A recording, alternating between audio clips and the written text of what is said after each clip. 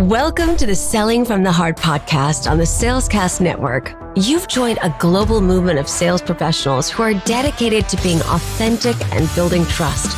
We call it Selling from the Heart. Together, we are on a mission to bring sincerity and substance to the sales profession we all love. Get ready to be inspired and equipped as we join our hosts, Larry Levine and Darrell Amy.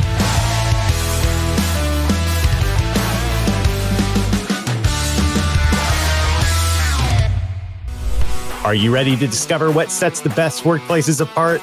We are so proud to introduce Culture from the Heart, our newest show. We'll be diving into conversations with the CEOs of heart-centered companies, leaders who built cultures that inspire and thrive. And we're on a mission to find the heart-centered CEOs of America. Join us as we uncover the secrets behind award-winning workplaces and learn how these visionaries lead with purpose. And you can help. Do you work for a company with a heart-centered CEO? We would love to interview them. You can nominate them now at www.culturefromtheheart.com. And if you have a CEO that's heart-centered, nominate them today at www.culturefromtheheart.com.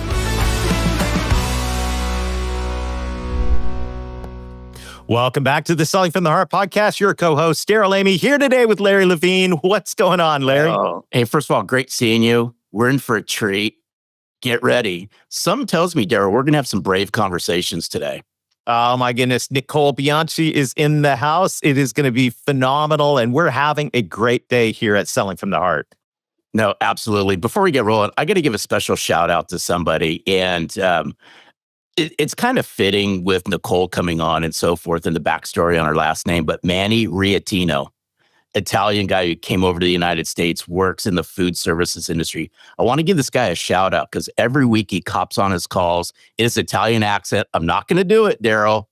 He says, "It's a beautiful day." Manny, you're a rock star. Just keep bringing Selling from the Heart to the forefront because it is a beautiful day. It is a beautiful day, and it's a great day here at Selling from the Heart. Today, we are honored to have a guest who speaks straight to the soul of leadership and communication in today's trust-starved world. Her name is Nicole Bianchi, and she is a transformational leadership coach, keynote speaker.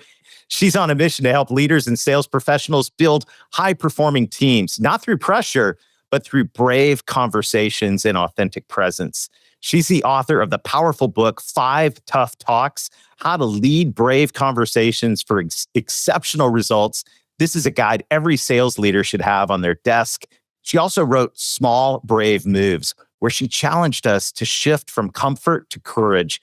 And now she's taking it deeper into conversations that define culture, connection, and trust. So if you're looking to build real influence as a rep, or you're a manager who wants to lead with both heart and edge, this episode is your permission to have the conversations that matter most. And she's right here with us. Nicole, welcome to Selling from the Heart. It's great to have you here.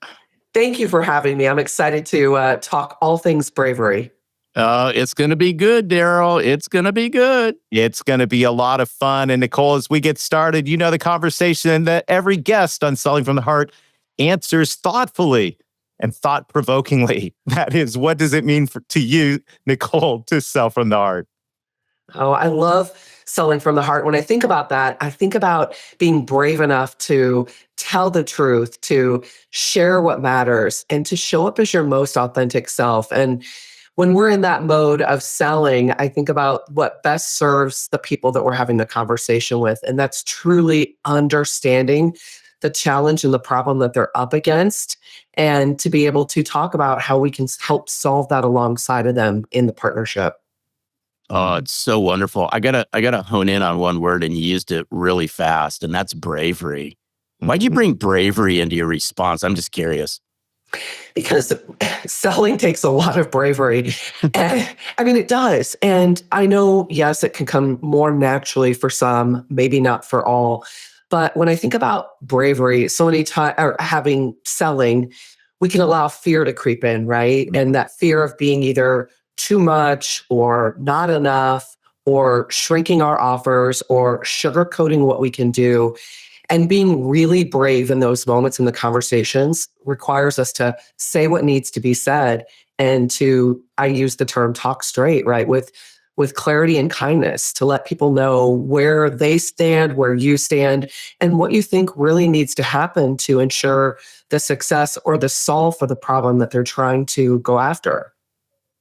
I love this concept of bravery, from moving from comfort to courage in all of that. Obviously, courage is straight from the heart. That's the French word for heart. I love all of this. I'm curious, small, brave moves. From the perspective of a sales professional, what are some small moves that salespeople can do to build this courage and to build this bravery? That's a great question. I think about a small, brave move in the middle of a conversation could be something so simple as sharing back what you're hearing and making the challenge really, really clear. It also can be, and this is definitely a small, brave move I've done in client conversations and in the middle of even being considered for an opportunity, is to say, I don't know that we're going to be the right fit for you, but I know a few other people who I could make that connection for you with and help you along the way, in your journey. And so small, brave moves is all about, in those moments, saying what needs to be said and not just going after the sale, right? I'm a big believer in that we attract when we're clear on the right clients, the right customers, we attract those people to us and it becomes much easier. But once in a while, somebody will drop into my universe that probably isn't the right fit for me, or I'm not the right fit for them. And a small, brave move is simply saying that in that moment, but offering to help them find the right solution for them as well. Hey, I like this whole concept of these small, brave moves. So I just have to ask the why question on this, Nicole, is why do you think many in sales, and I'll just air quote the many, why do you believe many of those people in sales actually struggle to have these small, brave conversations, but albeit these are necessary conversations to have? I think a couple of things. One is they're so focused on the deal or the sale, right? And most salespeople are incentivized to do that. And so we get so focused on that we'll say or do so many different things, or maybe even overpromise what we can actually deliver. And so when we come at it from a place of truly, I call it relentless curiosity, and asking question after question after question to really understand it, to assess fit, they're certainly assessing us if it's a potential client or customer, but we should be assessing on the other side as well.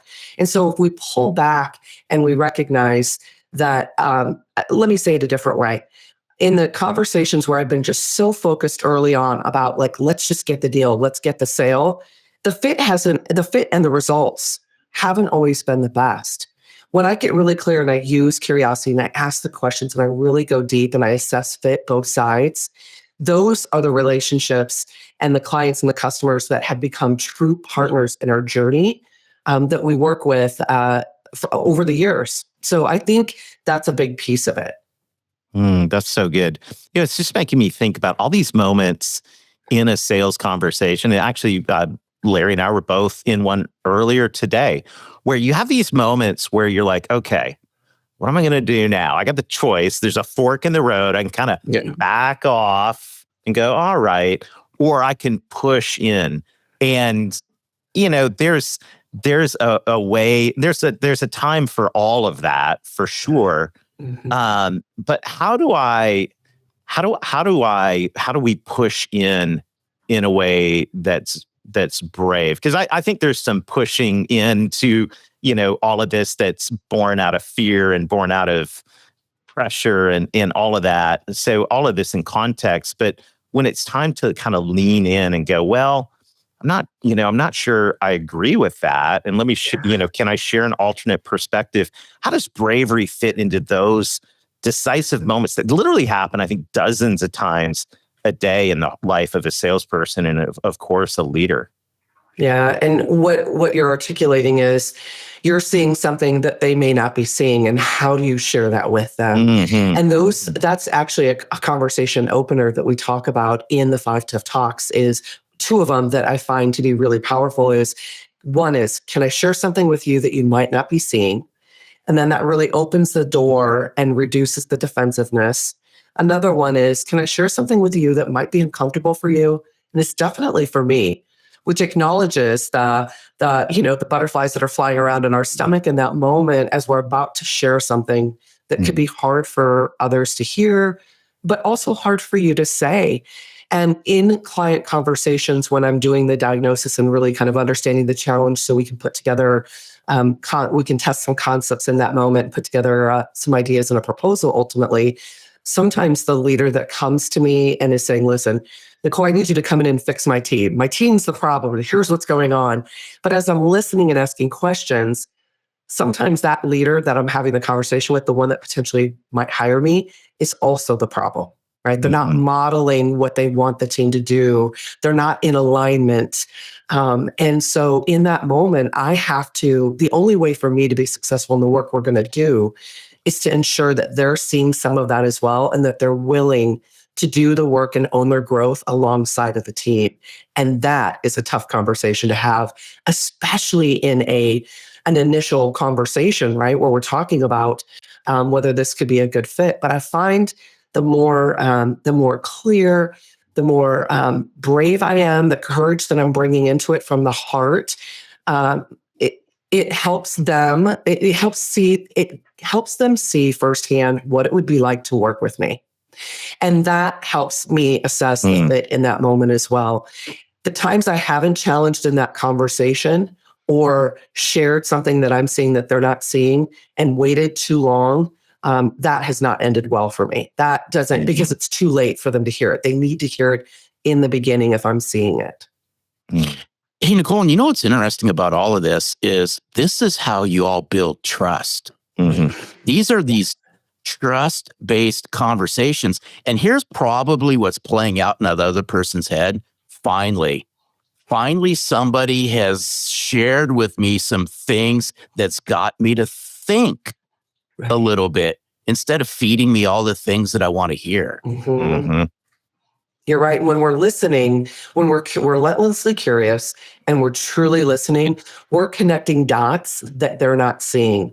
Right? Because they're in the middle of it. It's hard. It's hard to see those things. And something's off, something's not working, but you don't understand the whole picture. And when we're curious and we listen and we don't try to throw out solutions too soon in that selling conversation, it really positions us to bring something that is very sustainable for them longer term. It's not the Band-Aid, right? It's the deeper diagnosis to solve what they really need. Yeah, all of this is just from a sales context reminding me of research that Brent Adamson and Matt Dixon did years ago in the Challenger sale, saying that buyers, the reps that won were the ones that were willing to challenge, and not just the ones that smiled and go, okay, and inside they're thinking, this is terrible, right? They're the ones that are willing to step up and bring some meaningful value to the table that might not even be what that person wants to hear, but it's what they need to hear. And there's something about this that I think it requires bravery, because we're putting this, we feel like we're putting the sale at risk, but maybe it's just being quiet and not speaking up that's actually putting the sale at risk more than stepping in and being willing to have some of these tough conversations. I love that. And I think it takes me back to the first of the 5 tough talks, which is the how we work. And so many times we get focused on the goal, right? The objective, what we're trying to accomplish in that moment, which is the what, that we forget about the how. And the how is, how do we want to work together? So I'll even bring a few of these questions into that initial conversation, because it helps set the stage for us to be able to challenge, to have the brave conversations. You can do this with your clients, your customers. You can do this with your team. You can do this not just down with your team, your sales team, but up with your leader and side to side. And so a question I'll ask is, if I need to challenge you on something you're thinking, what's the best way to do it? And so in that moment, I'm getting them to essentially give me permission to challenge them, but they're also helping me take the guesswork out of the best way to do it. And so the first response they'll give you will be, it'll be a good response. They'll kind of say, well, it's, I want you to do it in a timely manner, or be direct, or, tell me. And that's good information. But then I always follow it up with a second question where we go deeper, which is building the trust, building the relationship. And I'll ask the question, well, talk to me about what that looks like in action on a daily basis, right? And what they're spoon feeding to me is exactly the kindest, most brave way to challenge them. And they're giving me permission to do it, right? Which then creates this relationship. And so weaving some of those how we work conversation starters into the initial conversation when you're prospecting or selling is a powerful move too. Oh, that's cool. I still want to play on this. And this is like coaching 101, everybody. So let's just continue this and say, I'm a salesperson. This is a brand new call, right? Mm-hmm. I set up an appointment with Darrell. How can I start weaving what you just shared inside of these very first conversations? What would it sound like, right? Darrell's agreed to meet with me. I don't care if it's face-to-face or virtual. How do I start weaving in some of what you just shared, Nicole, into that very first conversation? How would that look like? Yeah, I think once I always like to start with the problem, right? And really understand that. And then I start slowly moving into the how we might work together. So as I'm understanding the problem, I might be offering up small solutions that will add up to bigger solutions, but just testing a little bit of things with them. And then I'll start moving into the relationship part, right? Around what success would look like. What would building a relationship look like? What's most important to them in building a relationship is the first one I'll ask. And they'll give me some really good clues, because some clients like a lot of, they might be a high touch client. Some might be like, listen, I only want to, and it starts just giving us clues on what's going to be most important to them in the relationship and how we want to build it. And then I'll move into a little bit of the tougher ones, which is the challenging, or listen, I always expect clients to give me continuous feedback. So we can make sure that we're in alignment, but we're editing and enhancing that relationship. So I'll say to them, listen, I want to make sure that we're able to give each other feedback from time to time. Let's talk about what that might look like. Because I'll say, I want the feedback, and I want to make sure that I'm giving you feedback as we're moving through it. And so we craft what that would look like together. And so before I'm even getting the proposal over there, we're starting on the relationship side of the business. This is great, man. You've got me thinking about so many conversations I've had, even in the last 48 hours. Just very, very good. So 5 tough talks, how to lead brave conversations for exceptional results. The link's in the show notes, and everyone's going to want to grab this book because there's so much in here that's relevant for sales. There's 5 talks, obviously, from the title, the how we work, the ask, what's going on, being better and moving on. From a sales perspective, you've talked about how we work. What's another one of the tough talks you think that salespeople should have on their radar? Yeah, I think it's the what's going on. I mean, certainly the ask may come a little easier from time to time, depending on the person.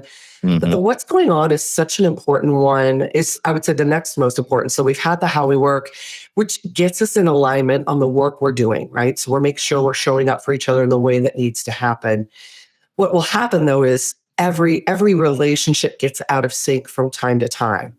And so the biggest move you can make is to have the what's going on conversation in the spirit of the work that you're doing together, right? So the what's going on could look like you're noticing something off about the client, maybe how they're showing up to your calls or the work you're doing, or the relationship. And because you're practicing brave conversations and you certainly have set some how we work, doesn't mean that they're always going to openly share things. And so if you're noticing a little something off, maybe they're not as responsive or something, you being able to lean in. And I say that your presence, you asking that question, your presence is often the intervention that's needed, and it can get you back into alignment quickly.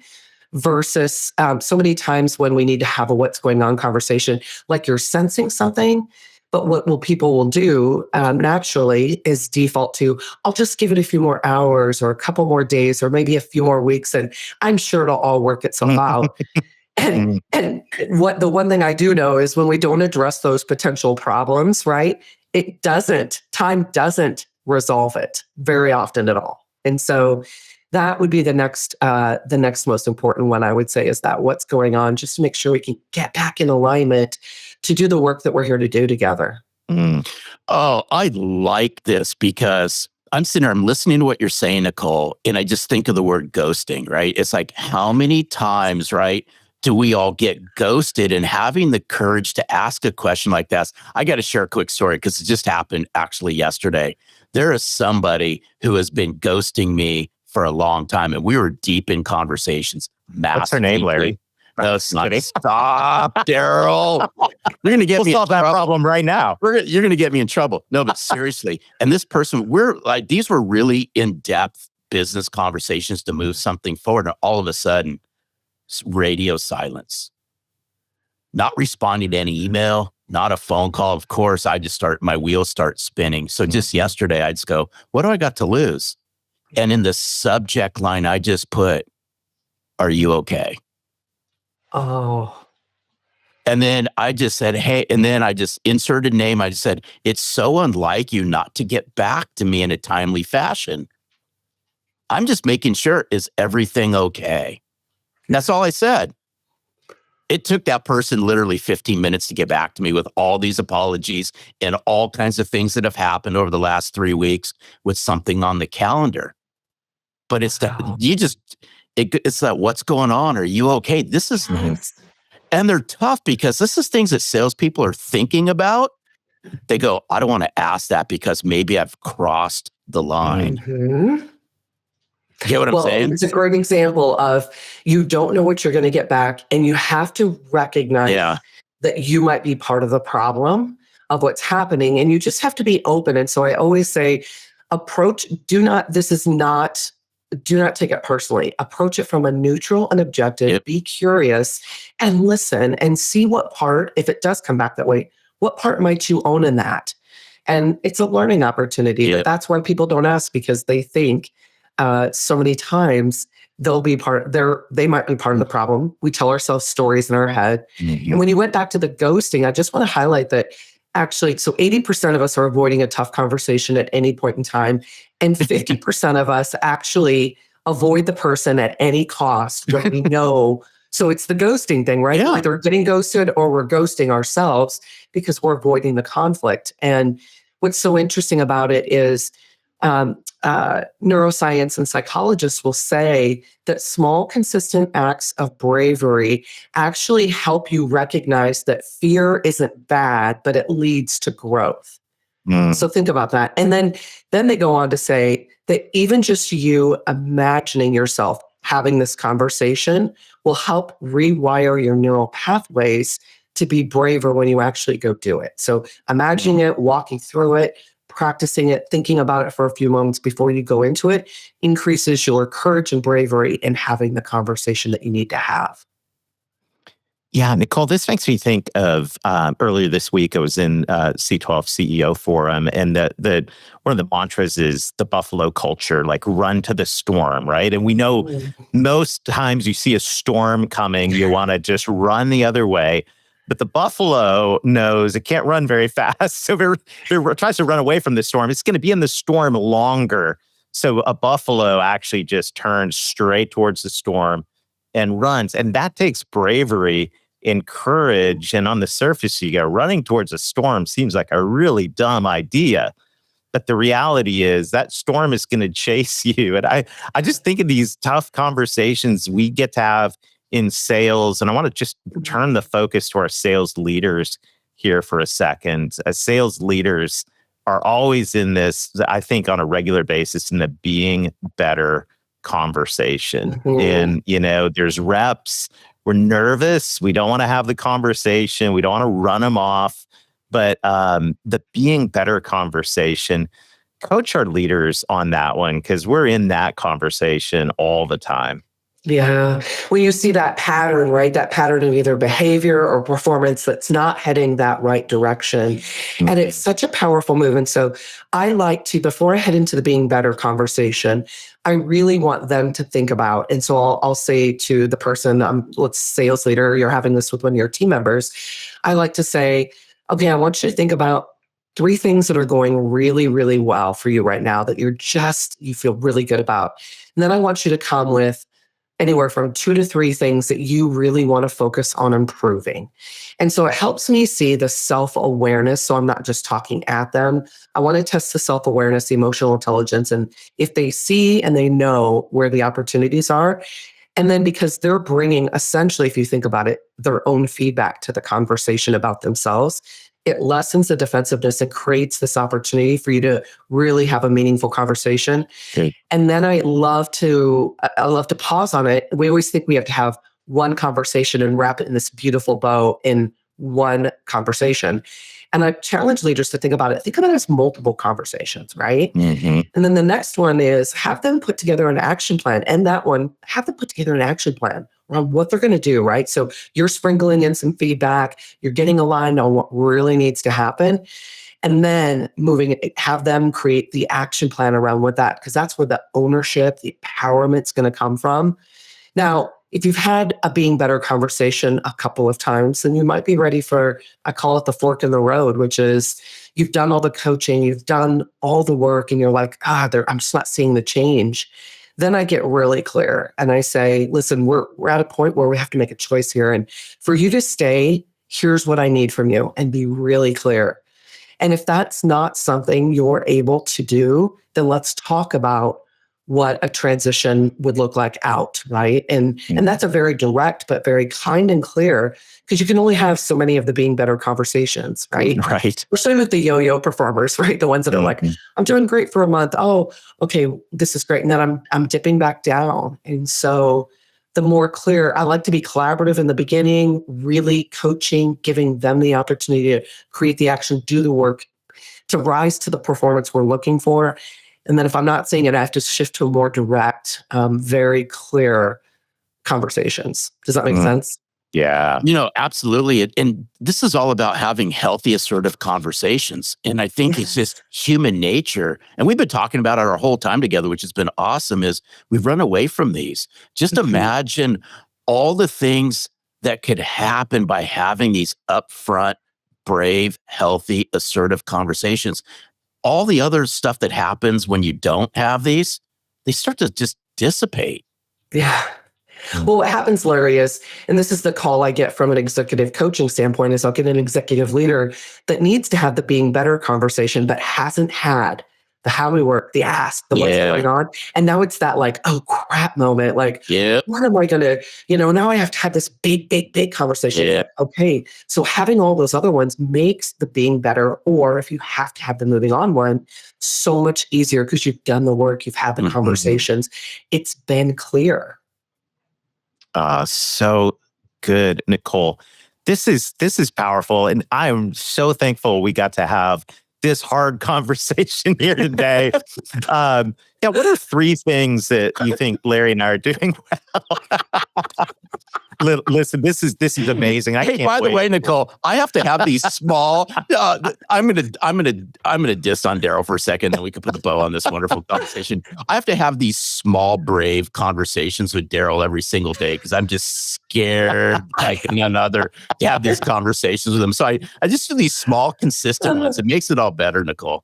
It does. It does. Well, I think the biggest thing for our listeners to think about is we think about bravery as like these grand gestures, right? Like these big moments. And it's like, don't think about it that way. Think about it in investing in those small everyday moments, right? Like you're talking about where you're like, should I or shouldn't I? And it's like, take a moment, think about how you want to say it. And if you don't say it right the first time, call a timeout and say, you know what, that didn't come out the way I wanted. Let me reframe that a little bit. Give yourself a little grace as you're practicing it. Because when we know it, when you increase your frequency in having them, you will increase your confidence. Those words will come naturally out of your mouth, and it will increase the results overall. Long-term, short-term, long-term results will skyrocket because the frequency, the confidence, and you're having, it becomes the way you do things. Does that make sense? Yeah. I love this. And I know our folks are all thinking, how do I get more Nicole Bianchi in my life? So what would you suggest? Well, follow it. You can come out to the website, www.nicolembianchi.com. Follow me, connect with me on LinkedIn. We have a newsletter I produce, all kinds of great content on being braver in the moves you want to make as a leader, especially a sales leader, or leading those brave conversations. I love it. Yeah, Nicole, thank you so much. This has been amazing. I'm sure this is going to be talked about for a long time to come in our community. We really appreciate you investing in us today. Thanks, Nicole. Thank you so much. Awesome. Larry, I told have you some that'd be brave good, Darrell. conversations. The tough conversation. This is so relevant for everybody listening in. Doesn't matter if you're carrying a bag. It doesn't matter if you're leading a team.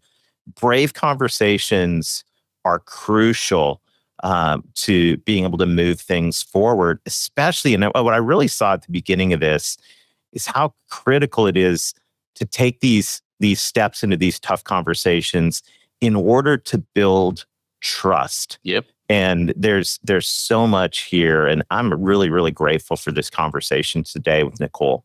No, absolutely. And here's what's interesting about this, what we've been talking about. Let's just look at this just through one more lens, and then we'll wrap up, is I want to be involved. Like, this is sales leaders, salespeople. Hey, listen to this.